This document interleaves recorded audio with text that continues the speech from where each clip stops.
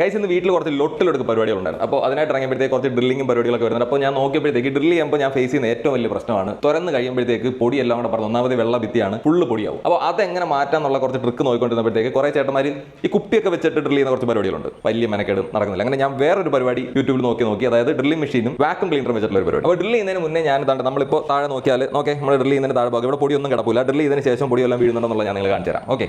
അപ്പോൾ ഞാൻ ആദ്യം ഇപ്പോൾ വാക്യൂം ക്ലീനർ ഓണാക്കാൻ പോവാണേ. ഞാനിപ്പോൾ വാക്യൂം ക്ലീനർ ഓണാക്കി.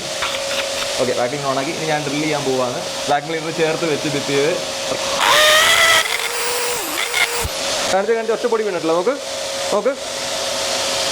കണ്ട ഭിത്തിയിൽ ഭിത്തിയിൽ നമ്മൾ ഭിത്തിയിൽ ജസ്റ്റ് നമുക്ക് തുറന്നെടുക്കാം. ബാക്കി ഫുള്ള് സാധനങ്ങളും വാക്യൂം ക്ലീനർ പിടിച്ചെടുത്ത് ഒരു തുള്ളിപ്പൊടി പോലും താഴെ വീണിട്ടില്ല. അപ്പോൾ ഓക്കെ ഗൈസ്, ആ ടെക്നിക്ക് എഫക്റ്റീവായിട്ട് വർക്കൗട്ടായി.